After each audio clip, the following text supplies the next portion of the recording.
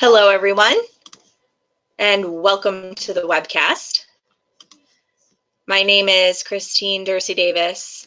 I'm the Executive Director of the Ohio chapter of the American Planning Association and Chair of the New Urbanism Division of APA, and I am your webcast moderator. Today is March 29th, and we will be hearing the presentation, Historic Preservation of African American Cemeteries. For technical help during today's webcast, you can type your questions in the chat box found in the webcast toolbar, or you can call that 1-800 number shown. And for your content questions related to the presentation, you can again type those in that questions box in your webinar toolbar, and we will answer those at the end of the presentation during the Q&A. Coming up on your screen is a list of our sponsoring chapters and divisions for 2019, and I have a note here. We have maybe 5 or 6 more to add to this list now, which I'll get that up. So thanks to all of our sponsors for joining us again this year and making these webcasts possible and free to their members. Today's webcast is sponsored by the Mississippi chapter of APA, so thanks to them for coordinating and joining us today. Coming up on your screen is a list of our upcoming sessions. You can register for these by visiting our webcast webpage, ohioplanning.org/planningwebcast. To log your CM credits for attending today's webcast, just head over to planning.org and log into your MyAPA account. And then from there, you can search for CM activities, either by the title of today's webcast or the event number, both of which can be found on our webcast webpage. This session has been approved for 1.5 CM credits for live viewing only. We do have recorded webcasts that are available for distance education. To get a list of those and to learn how to view them and get credit, again, visit our webcast webpage, ohioplanning.org/planningwebcast. Like us on Facebook, Planning Webcast Series, to receive up-to-date information on our sessions. And we are recording today's webcast. It will be available on our YouTube channel at the conclusion of the session. Just head over to YouTube and search Planning Webcast, and we'll pop up along with our almost 300 other sessions that we have recorded for you to view. We'll also have a PDF of the presentation up on our webcast webpage at the conclusion of today's session. Okay, with that, I would like to introduce today's speaker, Heather Wilcox. Heather is the director for the Center for University-Based Development at Jackson State University. Heather coordinates development activities for community residents, JSU students, neighborhood associations, businesses, and other stakeholders in the community. Heather has extensive knowledge of community organizing, historic preservation, grant writing, and marketing. She prides herself on being a results-oriented team leader with a 10-year track record of providing superior project management and support services to numerous groups. She has served as project lead on numerous community-wide initiatives, including the preservation of Mount Olive Cemetery, creation of the free libraries, operates the West Jackson blog, builds community gardens, and secures thousands of pounds of fresh food for the community. Heather serves as the staff liaison between Jackson State University and the communities surrounding the university. She received her undergraduate degree from the University of Kansas in Women's Studies and her master's degree from Jackson State University in Urban and Regional Planning, and she's currently working towards her PhD from Jackson State University in Urban and Regional Planning. Well, thank you, Heather, for joining us today. And I'm going to turn the controls over to you, and you can get started. Great. Thank you so much, Christine. Perfect. Okay. And do I need to switch my 2 screens? Or you don't. It worked. It remembered what to do. Okay, perfect. So, hello everyone, and welcome virtually to Jackson, Mississippi. Today I'll be talking specifically about Mount Olive Cemetery, which is highlighted here in the yellow outlined in red. And I want to give you some context of where we are in Jackson, Mississippi, located on John R. Lynch Street. This is Jackson State University, and the cemetery finds itself in the middle of the university. So I'm going to give you some context of the historic corridor on Lynch Street, and then we'll go specifically into the cemetery and our research findings. So the corridor, you'll find the COFO building, which Jackson State University recently has restored and preserved. COFO stands for the Confederate Organization Council for Confederate Organizations, and during Freedom Summer as well as the Civil Rights Movement, this area was a hub for civil rights activity. And the COFO building was a space where different organizations who was fighting for equality organized. As you saw before, this is what COFO looked like after the Civil Rights era, and it was in a declined state. And so the university decided that they wanted to preserve it and make it a historic space. And so this is what it currently looks like and operates now as the museum. Also, that building is, some of you may know Ann Moody. She's the author of Coming of Age in Mississippi. Ann Moody is on here on the corner. This is when she was sitting in the Woolworth counter protesting during the Civil Rights Movement, and she actually talks about working out of the COFO building during the Civil Rights Movement. This is a picture of Dr. Martin Luther King Jr., and this is at the processional of Medgar Evers' funeral on the Lynch Street corridor.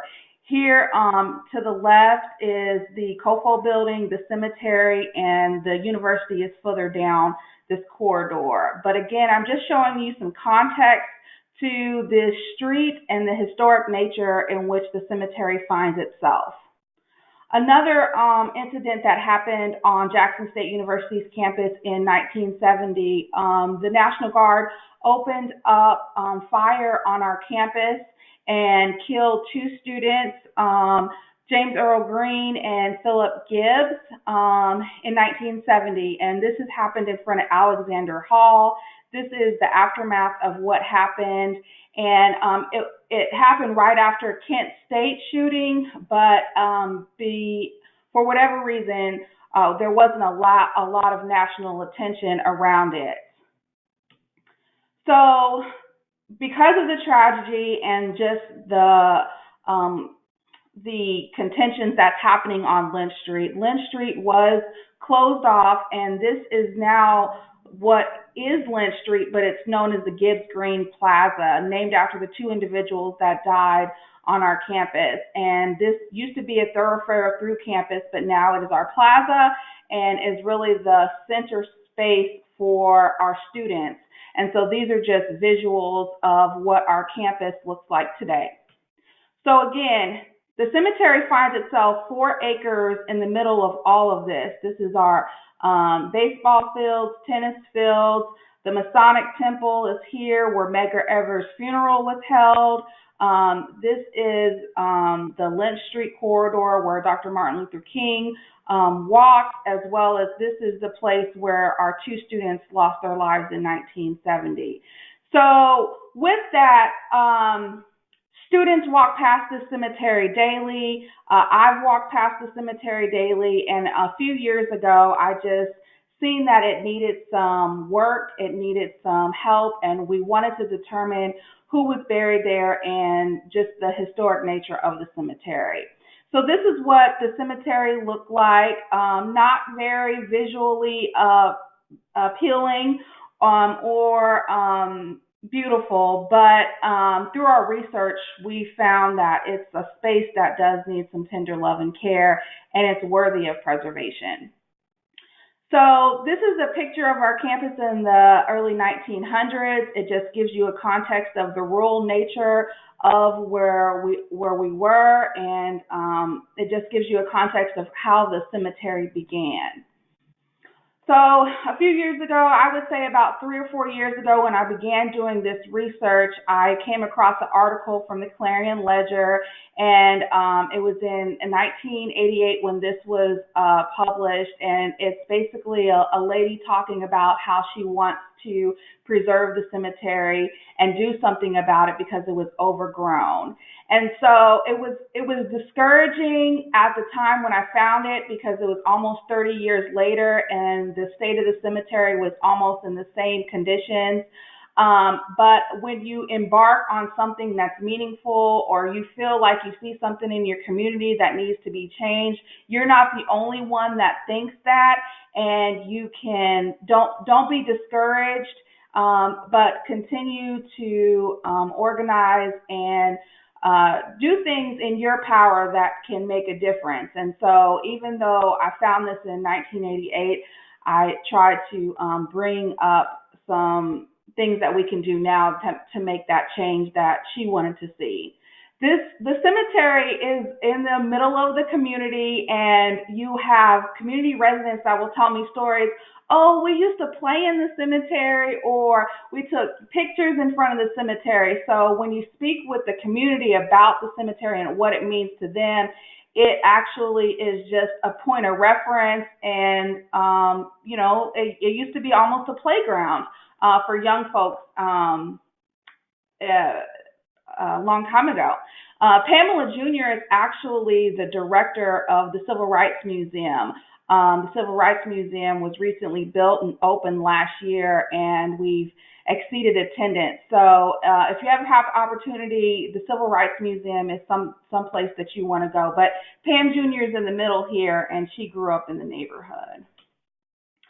So we found some information through this research. Mississippi State architecture students did a map of 268 burial sites in 1999. And in the map, you'll see the depiction of the burial sites, what the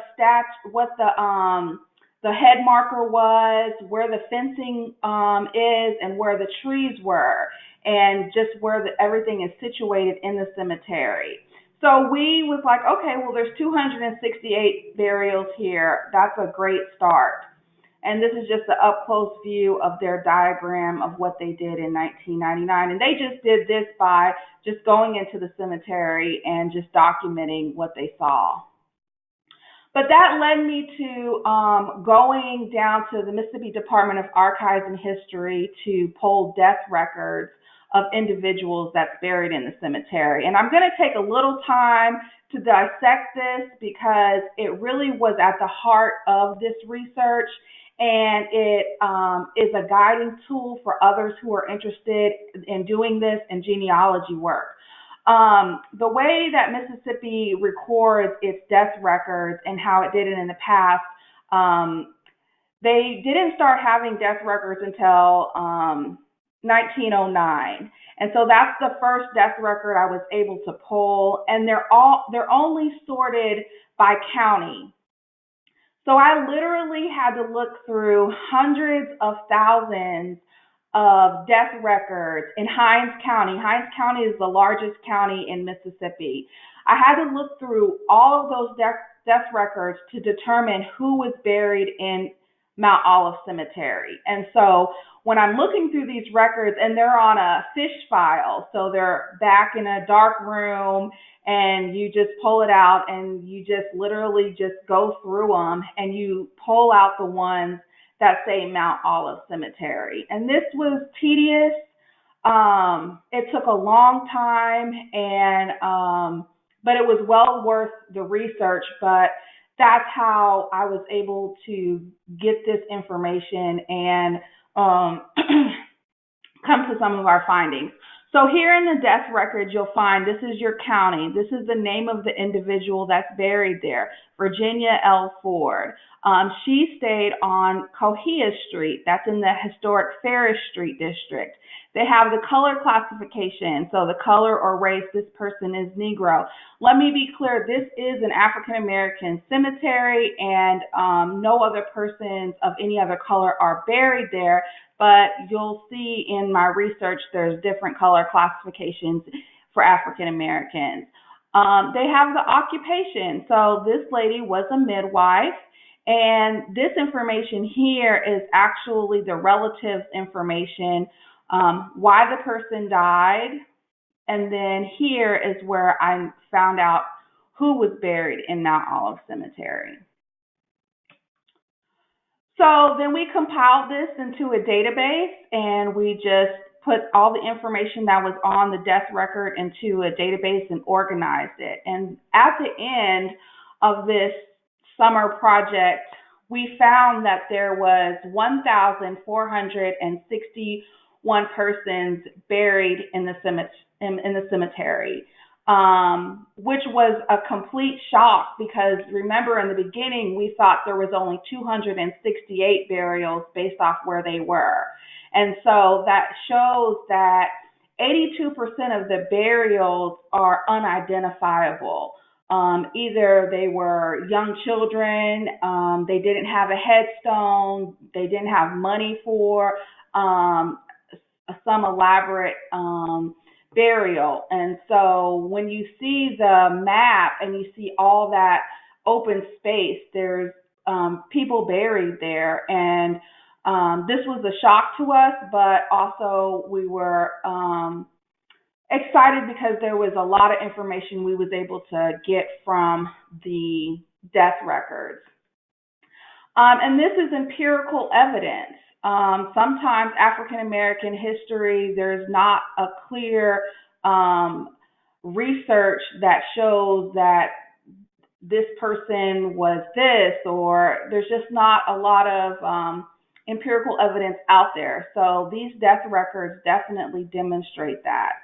The first burial was in 1807, and the last burial was in 1997.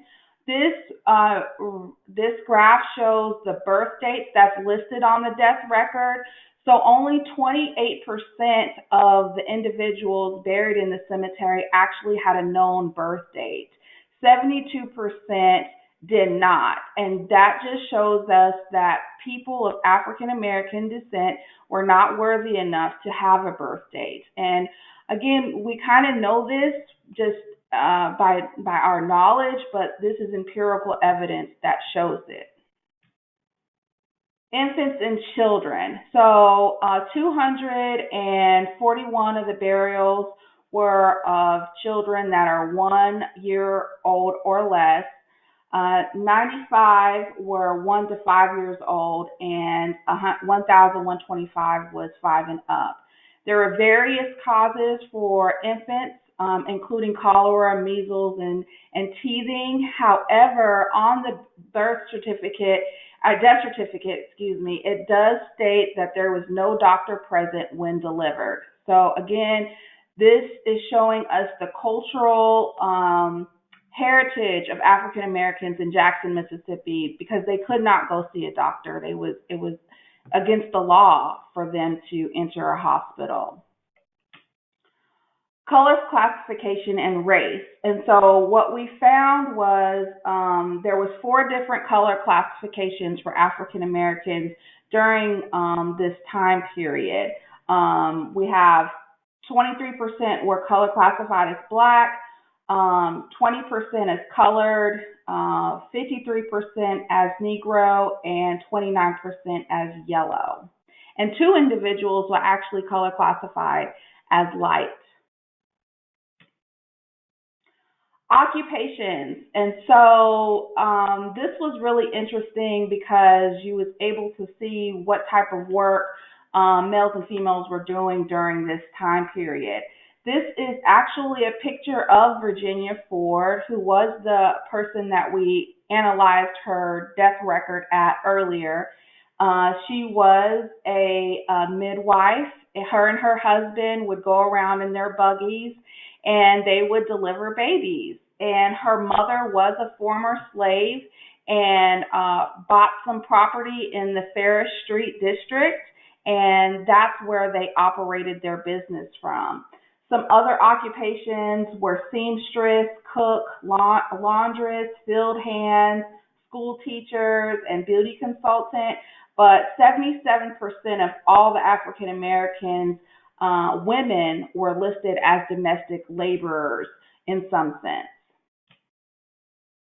For the men, they had a different array of occupations that they could go into, and some of those included chauffeur, cotton spinner, drayman, machinist, plumber, physician, and even one man was listed as an umbrella repairman. So I know that's hard to believe. We just go out and get a new umbrella, but they were repairing umbrellas back then. This is a picture of Milton Chambliss. He is a businessman and owner of the Chambliss Shoe Hospital. So he had a business where he repaired shoes. His building is still standing on the Lynch Street corridor. It's on the National Register of Historic Places. And his grandson is helping with telling the story of Mount Olive Cemetery. Addresses were also listed. The Washington Addition neighborhood directly south of the cemetery was referenced in 1915. And if you're trying to trace your genealogy, the death record is a good place to start because they can show you where individuals lived. Causes of death. I'm not a health professional, but I think people who are in the health profession would be interested in this research. There's different causes of death, and specifically as it relates to African American deaths. The first time we saw the term diabetes used to describe a cause of death was in 1914. And these are, again, some information that we gleaned from the death records. Place of birth, so 42% were from Jackson, Mississippi, 46% was not listed, and 12% was from Hinds County. And so that brings us to the historical population of the city of Jackson, and that's important because if you look at the population here in 1850 through 1940s, it's relatively a small population, and this is not broken down by race. But if you are African American or your family has African American heritage and you're from the city of Jackson, more than likely you have a relative that is buried in this cemetery. You just don't know. You may not know that your relative is buried there. So this is going to bring us to the preservation work that we have completed. I didn't say this at the beginning, but our research does indicate that the graveyard began as a plantation graveyard. There are ex-slaves buried there. And before the name change, the cemetery actually was located on Master Street. So this is all coming out in the research. And one of the individuals and the most prominent person that's buried in Mount Olive Cemetery is James Jim Hill. He was born a slave. His mother gave birth to him at 14. His father was the slave owner.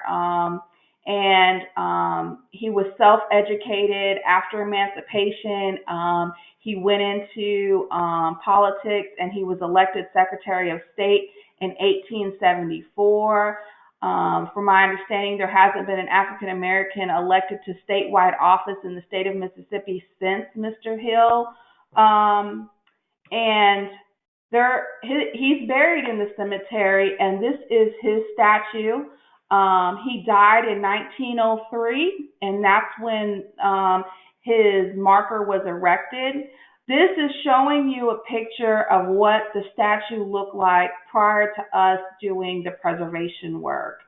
And I spent many hours in the cemetery, not just, going to his burial site, but the entire cemetery, but throughout the cemetery, there's only two statues, and they're facing eastward, and they're prominent, and you get drawn to them. And so I believe our ancestors wanted us to know and remember these individuals, and that's why they decided to make these markers.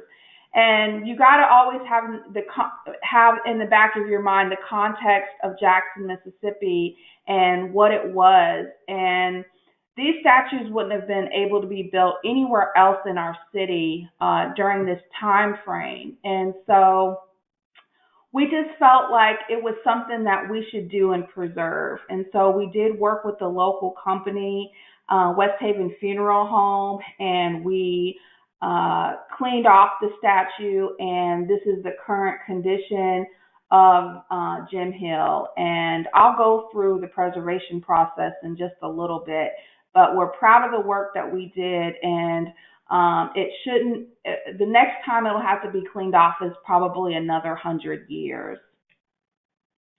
The other individual that's buried in the cemetery that has a statue is Ida Revels Redmond. She is the daughter of Hiram Revels, the first African-American United States Senator. She organized around women's suffrage movement and youth education. She was the wife of Dr. Sidney Redmond, who was a lawyer and physician for our community, and she was the mother of Sidney Revels Redmond, who went on to become an NAACP lawyer and graduate from law school. We don't have a picture of Mrs. Redmond, but, we think this is a tribute in her honor, and this is what the statue looks like when we were done with the preservation work. So again, I want to go over what the statues look like before, because these statues are made out of granite and marble. They're hand carved. This is something that the work that they was doing at in the early 1900s, and they're quite beautiful. And so this is the process of cleaning the statues off. You can't just go out there with the sandblaster and clean it off. It's porous material. You have to use special equipment, and you have to use special brushes. And these are the individuals that work with West Haven Funeral Home that were trained in this, and this is the pictures of them doing the work. You can see they took special brushes. They used the material called D2 solution, and they sprayed it on there, and then they was able to get off all of the mildew and gunk that kind of happens over time to something that's outdoors. That brings us to the whole conversation about Confederate monuments and what's happening across our nation. When I began doing this work a few years back, the national conversation really around Confederate monuments hadn't started. And so as we were doing this work and trying to preserve the African American statues, as the national conversation about Confederate monuments started to happen, and I kind of was reflecting on it and wondering, where are the African American statues in Mississippi? And through my research, going to archives and history, asking around, and there really isn't a database of African American statues, at least in our state. And so when we started to kind of say, okay, well, there's a Medgar Evers statue here, and there's a Fannie Lou Hamer statue here, but those were all built during and after the Civil Rights Movement.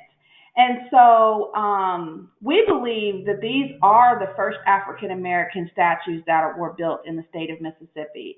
There has to be more research done around it, but I think as you go back to your communities and ask those questions, I would be interested in seeing, where you guys' African American statues are.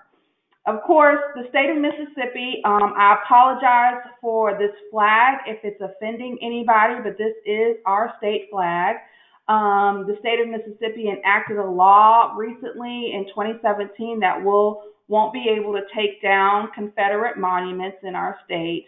And so I guess my answer to that would be to have us celebrate the African American monuments and statues that's in our community and preserve them and make them places where we can learn from, in contrast to the Confederate monuments that we see throughout our communities.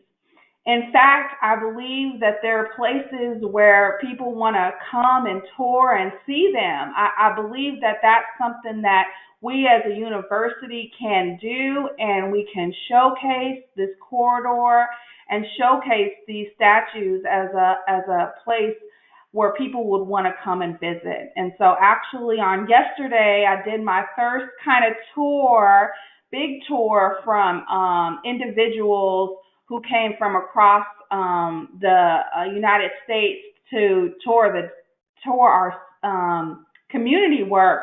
But one of the stops was the cemetery, and this is us in the cemetery or near the cemetery on yesterday. This work wasn't done without the request of the community. As it relates to historic preservation in the city of Jackson, the honest truth is that we have a population of 170,000 people. We are the capital city. And with that, those numbers, the only two communities that have been successful at historic preservation are Belhaven and Belhaven Heights, which are predominantly white communities. And so our city is 80% African American, and the other historic community, Ferris Street District, that I've talked about before, they've been trying to do redevelopment work for about 30 years, and it's still not preserved. And so as we do community work in Jackson, the community always talks about the rich history that they've experienced themselves and that they want to preserve. And so as I go to neighborhood association meetings and talk with individuals, what they say is that we're losing so much, and you'll see a lot of markers, you'll see a lot of historic markers, but there's nothing, there's no building, there's no structure, there's nothing left of what that space was. And so for West Jackson, we've lost about 80% of our cultural assets as it relates to African American history. And this picture demonstrates the want and need and desire from the community that they want to have this. This was at the unveiling ceremony of the work that we did in the cemetery, and we published the research book. And so that's really, at the forefront of the work that I'm doing, is how can we better preserve these spaces and tell our story and have empirical evidence that that backs the stories up. Because in 50 years or 100 years, what will they say about Jackson? What stories will they tell? Will they be true? All of those things are in jeopardy because these spaces are not being preserved. And Mount Olive Cemetery is almost 200 years old. It represents 4 different distinct periods of time, from slavery to Reconstruction to the Jim Crow to the Civil Rights era.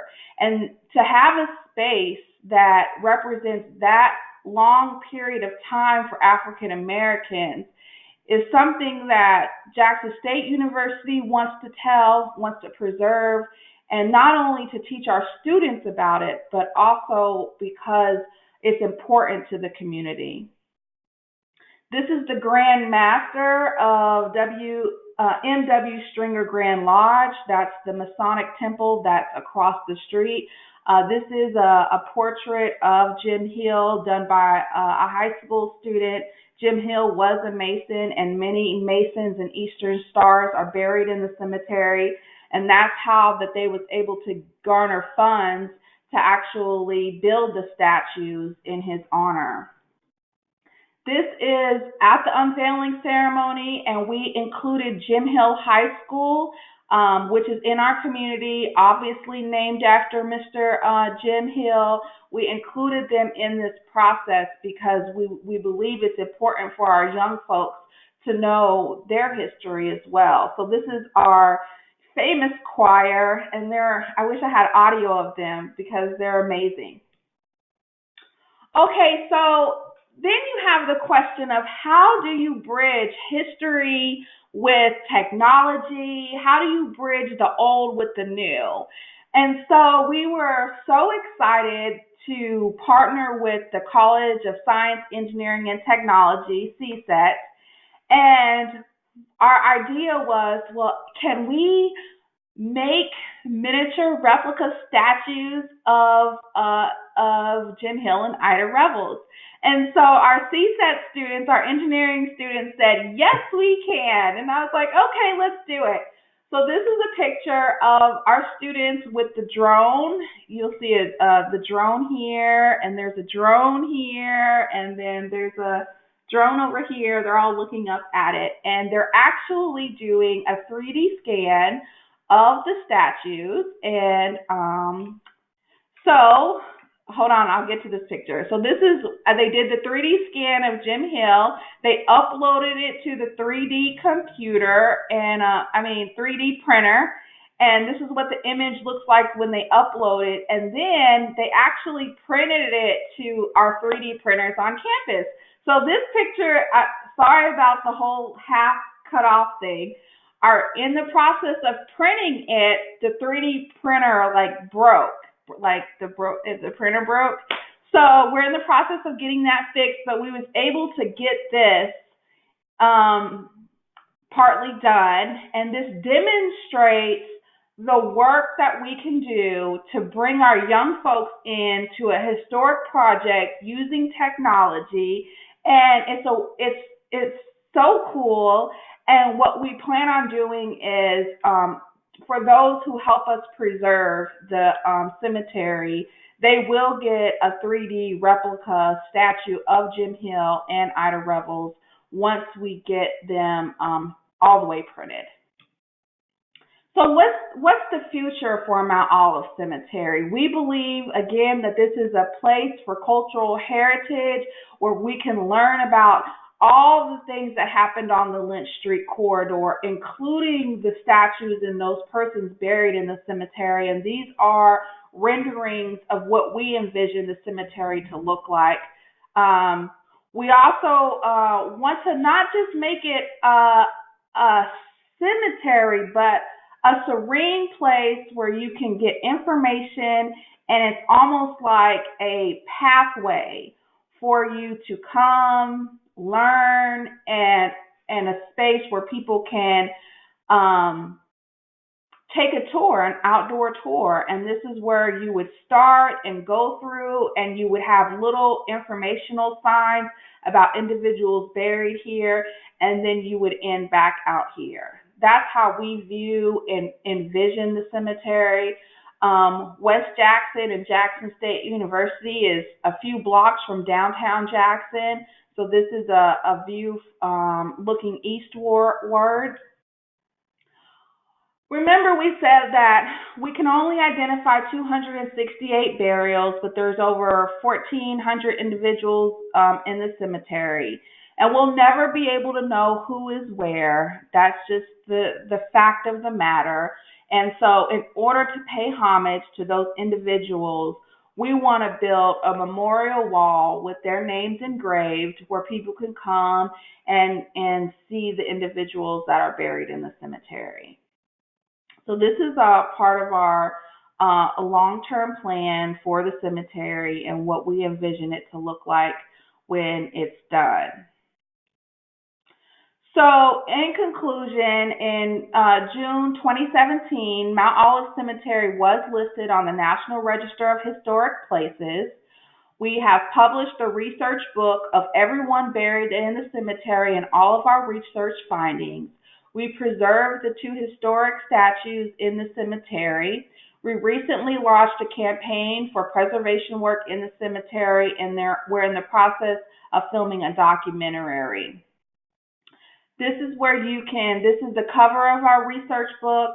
You can go to this website and find the actual research book as well as information about the cemetery. And we've received some awards for the work that we have done from different places, and that's also on the website.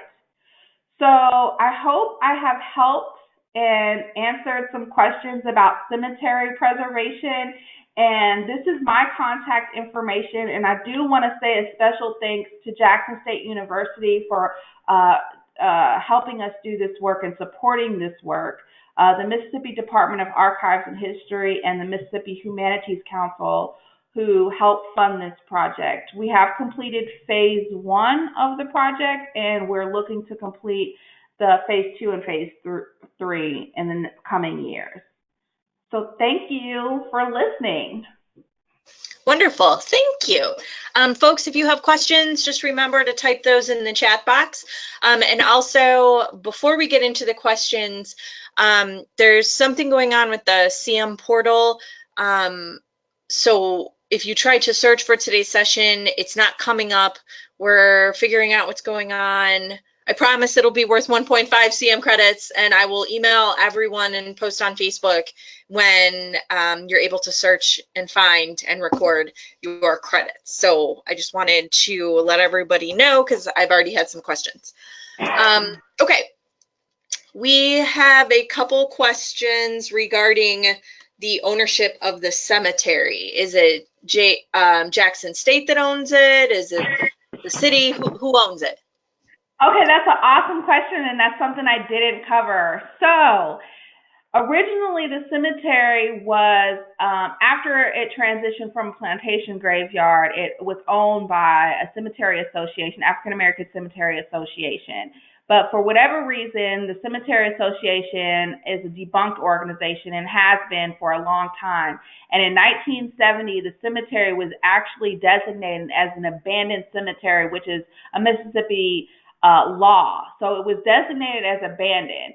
And so as the university expanded and grew, we then literally were surrounding the entire cemetery. And so for the past 20 years, we have just been maintaining the cemetery as if it was ours, and we're cutting the grass, making sure that there's no debris in the cemetery. However, it has caused us issue with getting grants.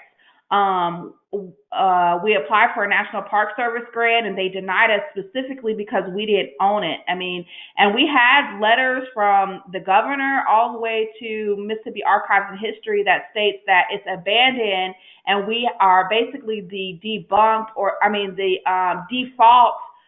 organization that has been maintaining it. But we're actually in the process of working with the city in Hinds County now to get the cemetery put in our name. It's just been a tedious, I guess, legal issue, but we're in the process of trying to get it put in our name so we can secure some grant funding. Okay, Thank you for that question. Yeah, so I guess another question that I'm getting a lot of are where the funds are coming from to do this research and to work on these the phases, you know, of restoring and things like that. So for the most part, is the money coming from Jackson State? So the money, well, the research part of it, so of course, I am the community engagement arm for the university. And so my office is responsible for community engagement projects that the community want to see. And this happens to be one. So I'm able to use some of my budget. And of course, the work that I do is paid for through the university. Now, I am seeking grants. So we've gotten about $30,000 in grants to do the research and to do the preservation of the 2 statues. Now we're looking for larger federal grants to help with the further of the preservation work. But we just launched a capital campaign. That's where our website is, and we have been getting donations in from local folks and the Masonic Temple, people who are interested in preserving it and helping us preserve it. So we do have a special fund for the cemetery that we've set up. Great. Next question. This is in regards to the state of Mississippi recording African American deaths. So we heard that they didn't start recording those deaths until 1909. Is that correct? That is correct. Okay, so how were you able to research information pre-1909?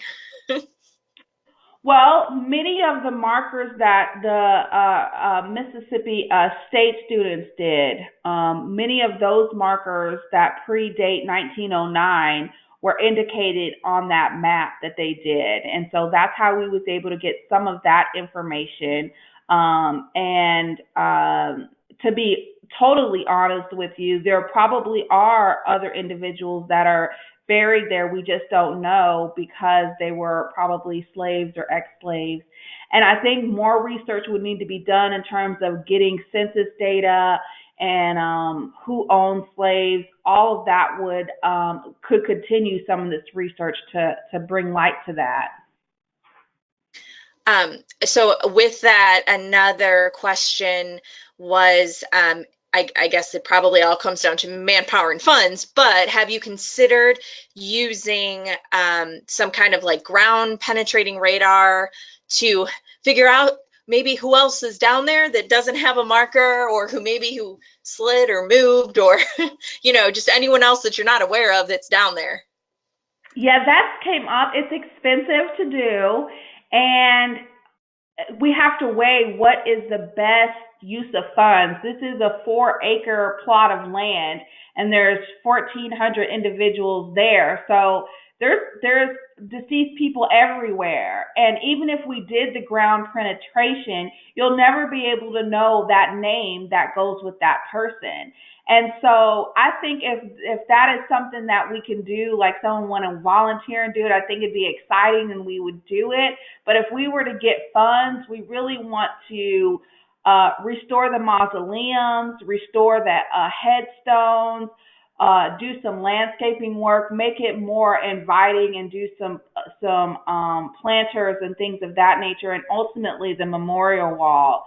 I think the ground penetration is awesome, but I think our resources would be better utilized in other preservation areas. Okay. Could you flip the slide back to your book cover? There's a couple people wanting to see the book cover in the website. Perfect. Thank you. We'll just leave that up for a second. Okay. Next question. There's a lot of really good questions. This is good.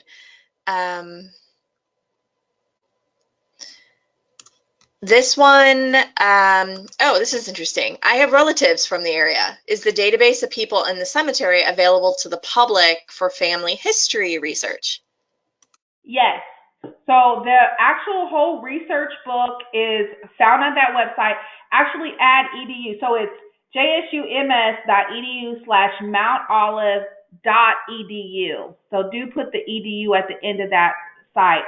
But all the information and all the names are there. And we could probably, I don't know, charge for that, but we don't, that's not why we're doing this. We want people to research and find out who's buried there. And so we make this information available to the public at no cost. Now, if you want an actual research book, like an actual book, that does cost some funds, but you can view it virtually at that website, and you'll see everyone's name that's buried in the cemetery. Thank you. So at this point, what do you estimate as the yearly maintenance budget? Well, we've gotten So it costs facilities and construction management roughly $22,000 annually to maintain the cemetery, and that's primarily because there is a lot of burials there, and so they have to be careful about how they go in and cut the grass, and so that's how much it's costing us on an annual basis. Okay, thank you. Next question, more has to do with, I guess, the three phases that you've been talking about. So I guess what is the timeline that you have established? How much time for each phase? Well, it depends. It depends on the funding. The whole project will cost around $1 million, and the biggest cost is the memorial wall, and that's about $500,000. And so that'll be our last phase. So the landscaping phase and to do the preservation work on the mausoleums and the headstones is somewhere around maybe 200,000 or so. With landscaping and stuff. And so that's why we've launched the capital campaign, but we really are looking to some of our larger population that has relatives there, such as the Masonic Temple or the NAACP. Their headquarters is on the Lynch Street corridor, and our churches too. Our churches, we're looking to them for donations, and then we're writing grants. So all the grants that come out, the Cultural Heritage Action Fund for African Americans, we did apply for that. We didn't get funding. We just found that out. And so we're just looking for funding opportunities through private and state and federal funds to help us reach our goal. And I'll say that, the Lynch Street corridor had several churches on it, and they actually maintain the cemetery. The mothers of the church will get up on Saturday mornings and cook, and the men of the church would go out and clean off the headstones and mow the grass. But because their congregations have grown, those churches have left the Lynch Street corridor, and they're no longer there, which left it in the current state and being abandoned, and no one was maintaining it. And so that's how the university decided, to go ahead and do those maintenance costs. Okay. Do you have any idea of any other abandoned or nearly abandoned historic Black cemeteries that are in Mississippi or even just the U.S. in general? I read an article a couple weeks ago about some cemeteries outside of Washington, D.C., and that there are many African American cemeteries that are literally under highways, schools, buildings, just completely buried. And there's been some efforts to figure out exactly where they are. Are you aware of any of them, either in Mississippi or anywhere else? So I'm aware of a few in Mississippi. I know, there's some that are in this community that's not too far from the Mount Olive Cemetery. And with our city in its current state, maintenance and upkeep of cemeteries are kind of the last thing besides potholes and street repairs and bridges. Cemeteries really get towards the bottom of the list of to-do. So I think this is a planning issue because I know other communities are facing and seeing the abandonment of cemeteries, and they're not sure what they should do about them. And the information out there is scarce. And so I would start at, your archives and history department, try and look at those maps, the Sanborn maps, and try and decipher on your own, because a lot of times the information that people harbor or know about the cemetery, they're elderly, and either you don't know them or they're no longer living, and that information is gone forever. So I would just say keep the faith and stay strong. And if you are passionate about a particular space, it's up to you to kind of do something, because either no one else has, or it may not get done. Okay, thank you. Let's see. What contributed to the significant growth in the African American population in the 30s and 40s? The 30s and 40s.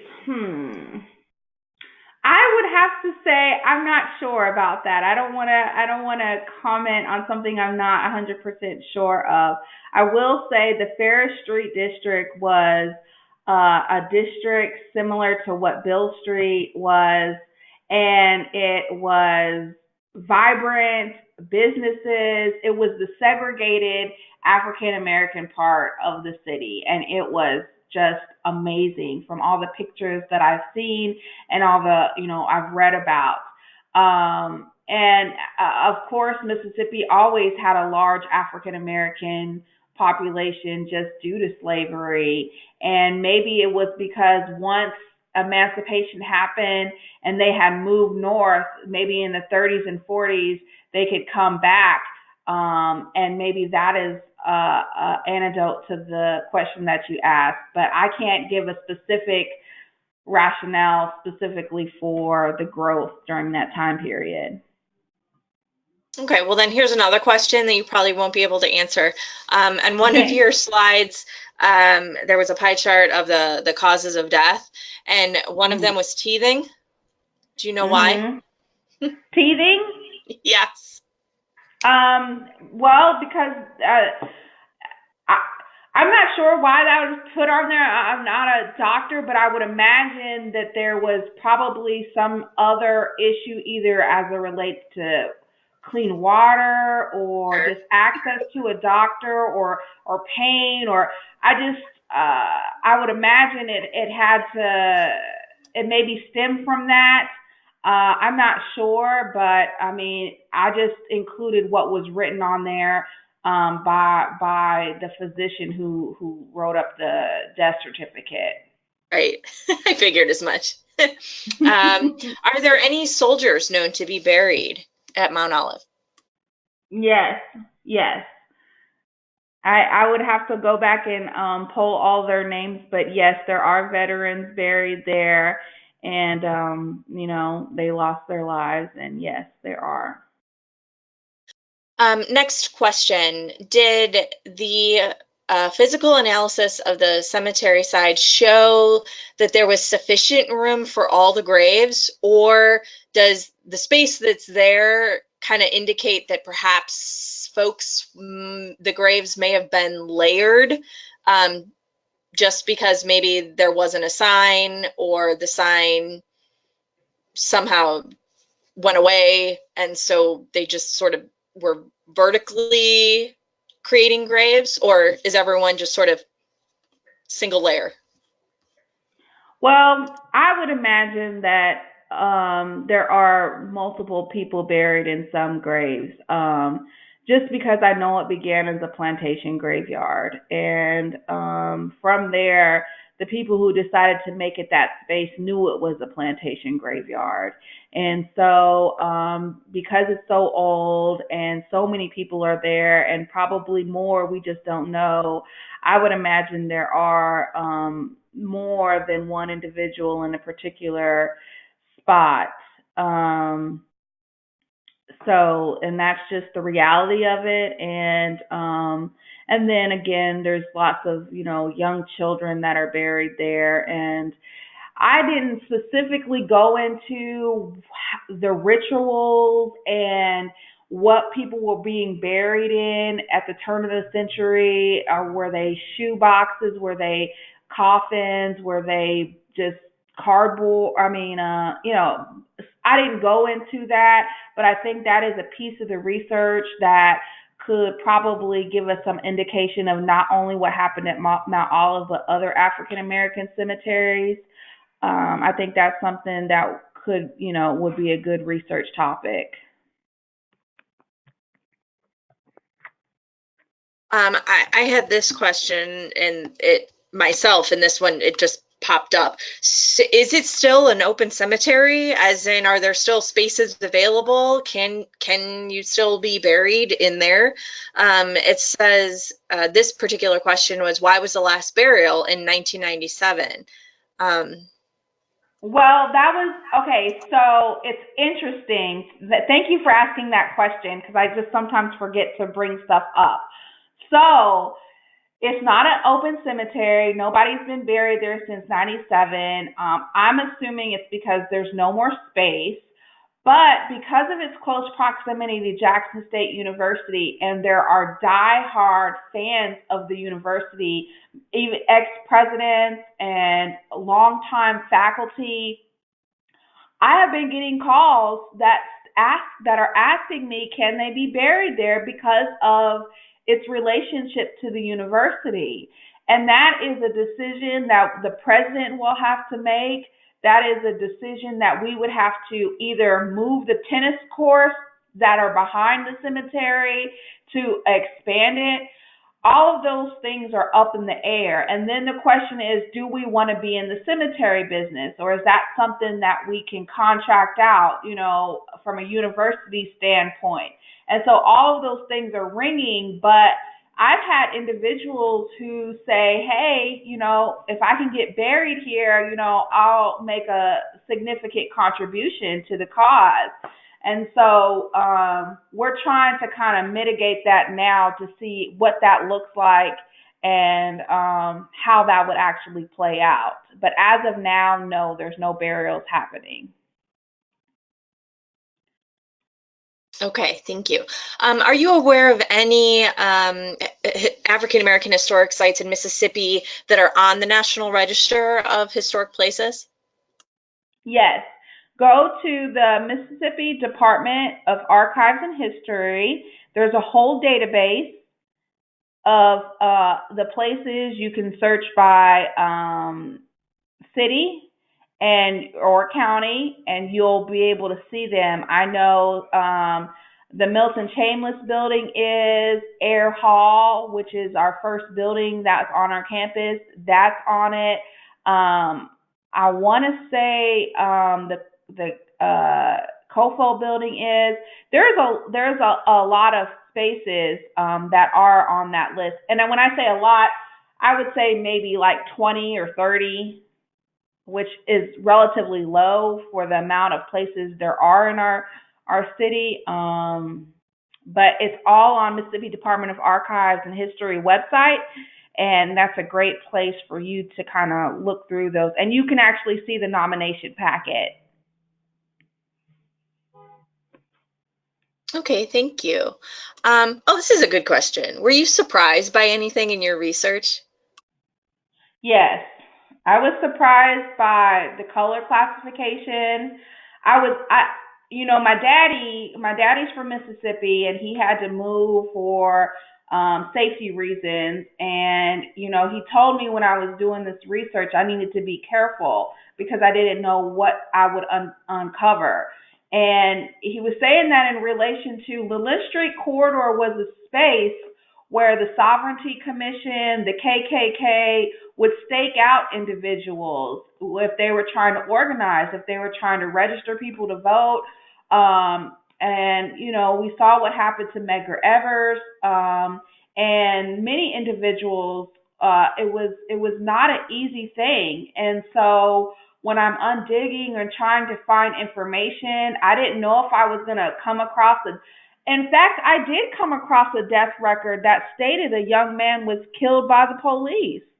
That was on his death record. And so my daddy was really cautious of me doing this work, and he just wanted me to be on my P's and Q's.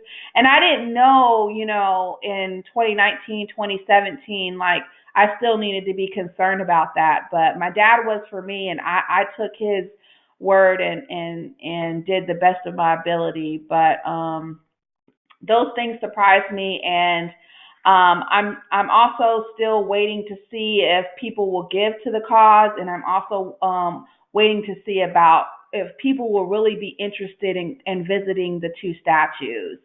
I think they will be, but I'm hoping there's as much enthusiasm around what's happening with Confederate monuments as if there'll be that much enthusiasm around African American monuments. And my heart tells me that it will be. Okay, thank you. Next question. How this is just let me see. Hold on. We're getting a ton of questions in. Are there other statues of this nature in other parts of the state of Mississippi, like the Jim Hill and those statues? I haven't been able to find any that was built in the 1900s. So there's Medgar Evers in the Medgar Evers community in Jackson, Mississippi. There's a Fannie Lou Hamer one. But those again were all built in 1960 and beyond. I went to a cemetery. It's Greenwood Cemetery. It's in Jackson, and they have a monument marker for James Lynch. He was elected during Reconstruction, and it is a tall, skinny monument, and his face is engraved in it. And that's the only one I've been able to see, but it's not a statue. These ones, specifically Jim Hill, I know that is a replica of what he looked like, his hair, his scroll, his suit jacket. I haven't been able to find any other statue like that anywhere. I'm not saying it doesn't exist, but again, that's that research when you're talking about your communities. Where are they? Where are your African American monuments and statues, and when were they built? And our research, again, indicates this was one of the first ones, if not the first one. Okay, thank you. Next question. Have you at any point tried to use social media to reach out to family members who may have moved or relocated elsewhere, but who have family buried there? So yes, we actually operate the West Jackson blog. That's part of our role here at the university. We sit in what some would consider a distressed community, and oftentimes there's not a lot of positive news stories. And so the West Jackson blog is dedicated only to good news stories that's coming from our community. So we have about 5,000 followers. This information has been put out through them. Through that blog, but we also on the website we have a portal, and so you can put in, if you have a relative or know about an individual buried in the cemetery, you can enter that information in the portal on the website and submit photos, because we would like to have a whole catalog of information about people that are buried there. And even as we think about future planning development, just imagine all of the obituaries being in a central location. You know, you have your obituary, you know, you take it home and you have it in your special place, but in 20 years, you know, if someone wants to find out about such and such person, where is it at? To me, those are young folks' jobs that they could be doing as putting this information through a social media type database. Where those obituaries are, and we've included that in our website for what we have, and so hopefully we'll get some stuff in. We just launched our website about 2 weeks ago. Thank you. That's great. So we understand that Jackson State sort of swooped in and saved the day from Mount Olive's kind of imminent peril. But at any point, because of all the expansion of the university, was there any point where it was almost off the table that Jackson State was going to kind of keep maintaining the grass and just sort of bulldoze right over it? Well, Well, I Or not actually, even Jackson State, anyone, any developer well, or, I mean, you of know. course, absolutely. That is a planning question. We actually have a case right now. The University of Mississippi Medical Center is expanding. There was an insane asylum burial ground, and they're moving all the bodies to a different location so they can build. Um, so I'm sure it was a conversation, but I think, and that's ultimately the decision of the president. But I believe, and we're a historically black college and university, Jackson State is.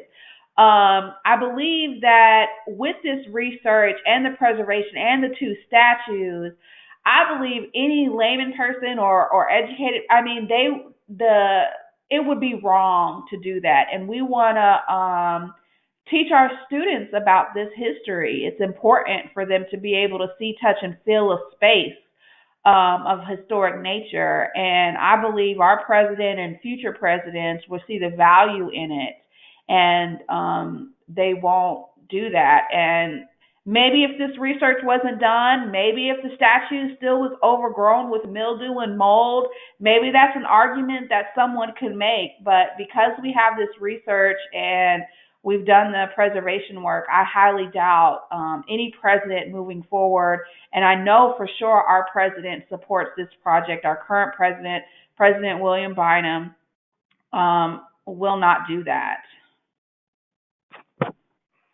And just so you and everyone on the line is aware, I've been getting some comments just from folks around the country saying, hey, we have a cemetery that's kind of like yours right around the corner. I think I just read one in Baton Rouge. There's another one in Owensboro, Kentucky, where it's a lot of the same. And the best way to potentially save these pieces of history and to commemorate these people is to just keep talking about it. And, you know, the people will come to help, you know. Absolutely, and that's, you know, my professors in my chair of my dissertation, you know, they're always pushing me to say, well, how is this a planning issue? Yes, Heather, how is this a planning issue? And my argument is when people were living and growing in cities, they were also dying in cities. And where were those, how were cemeteries developed? And what do we do with cemeteries? Do we, you know, there's lots of people that have abandoned cemeteries, and they're everywhere, and it is a planning issue, and we as planners have to plan accordingly to figure out ways that we can, you know, help with the maintenance of them. In your opinion, I'd like to know what you think of sort of the future of cemeteries and where we put our friends and family. At least in my, you know, my parents' generation, everyone bought a piece of real estate.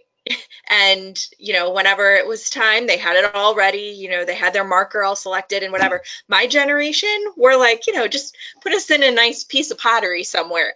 So is that kind of where it's going, where, you know, there's going to come a point where physical cemeteries are no longer a thing? So let me just say this as a caveat. I am a preservationist, and I love the work, the community work that I do. I'm not an expert on cemeteries. I'm an expert on this particular cemetery, and so I'll just say that with the caveat. Um, Me personally, doing the research that I've done and looking at my own life and individuals that I know that have passed away, I personally have been wrestling with how I want to go, and me right now, how I feel like I want to be in a pottery somewhere where my husband or, you know, my son could have me with them. Just because, you know, people don't, you know, visit their relatives all the time in the cemetery. Now, I know some individuals who do, so I don't know how to gauge that on a national or even local level. But I definitely think that conversation and the generational thing is definitely something we should be thinking about for sure.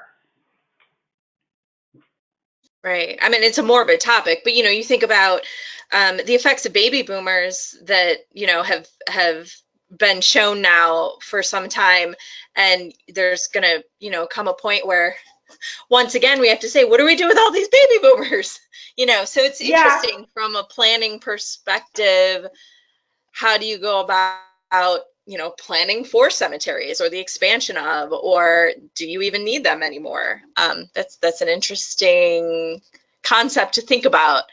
Yeah, but and that's very right. If you're thinking about cultural heritage and creative placemaking. I mean, it is a morbid topic, but young folks, they like to be scared. They like, you know what I'm saying? They would like to be in the cemetery. I know there's a cemetery in Columbus that does these reenactments inside the cemetery, and it's like they do it twice a year. People come and young folks actually reenact the deceased.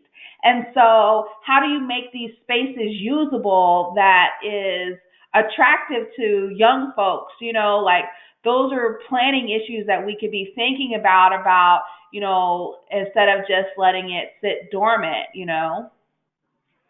I would be remiss then if I didn't mention there's this game, and I can't think of it now, where you get Pokemon. I think it's Pokemon. Oh yeah, Um, yeah. and at least in my neck of the woods, a lot of the cemeteries were posting signs at the entrance saying, "Don't come in here and play Pokemon." For those that don't know, there's this game and you can play it on your phone, and you go out and search for these creatures, and it uses your GPS for you, and you physically have to like walk outside to hunt down these creatures that know where you are via GPS, and you log in where you are, and then it says, yay, you have one of these creatures now. And there's a lot of them in cemeteries. The creators of Pokemon put a lot of them in cemeteries for whatever reason. So I know that there's quite a few cemeteries over here that have signs that say, don't come in here and play Pokemon. That's that Pokemon Go. Yeah, that's what it is. So I guess to your point, that's interesting from a programming aspect of, what do you do with the cemeteries, and do some communities, are they okay with it? Do they think it's great that people go in and interact with the cemetery? Or is it disrespectful to, others might think it's just disrespectful, and unless you're going to visit someone, stay out, sort of thing. Yeah. And But I understand the disrespectfulness of it, because I mean, when I'm in the cemetery, I'm walking on graves, and I ask myself, would they be upset, or are they angry, or is this bad for me to do? And my inner, godly whatever was telling me that they want us to know the stories. They know our intentions are good, and that we're trying to tell their story and trying to preserve it. And when we were cleaning off Jim Hill's statue, I felt, I felt something saying that he was happy, about us cleaning off his statue. And so I would say that if you're going in there with these intentions to preserve it, and even doing programs, it's not degrading the cemetery. It's not degrading those graves. It's bringing honor to those individuals that are buried there. okay. I think we'll just do one more question, because I've been drilling you with questions now for like 40 minutes. um, so this is just going back, of course, to funding. Our last question, of course, has to be related to funding. What grants were you successful in getting to help you with all these efforts? So the Certified Local Government Grant, that's it's run through the state organization Archives and History, and the Mississippi Humanities Council grant. Those two that we were able to secure. And the state of Mississippi just doesn't have a lot of grants for historic preservation. So we're trying to lobby for the legislator to put funds aside for preservation efforts. So those are the two that we got, but we did not get grants from the National Park Service, and we applied for a HBCU grant through the National Park Service, but again, we were denied because we didn't outright own it. And we just applied for the African American Cultural Action Fund grant, which is an awesome grant because it's no matching funds. But there was like 400 applicants, and they only accepted like 50, so we didn't get a call back for that. So there definitely needs to be more funding out there, specifically for African American preservation, and hopefully that comes in the future. But it has been a challenge. It has been a challenge, especially to seek larger grants. Has been a challenge.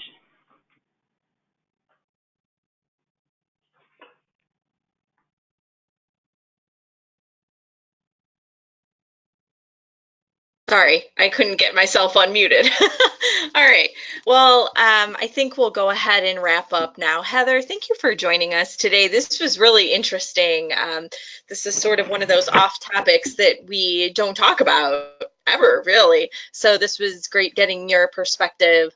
And I hope for much continued success for Mount Olive and for all of you out there that have almost abandoned or cemeteries that you're working on to preserve. I wish you all luck with that. And thank you to the Mississippi chapter for hosting today's webcast. And again, I will post on Facebook and email out when we have the CM situation figured out, but I promise we will have 1.5 CM credits available for this session. And we'll be posting a recording of this up on YouTube. Just search Planning Webcast, and we'll have a PDF of the presentation available shortly on our webcast webpage, ohioplanning.org/planning webcast. So everyone, thank you. Have a great weekend, and we'll talk next time. Thank you, Christine. You've been great. Thank you.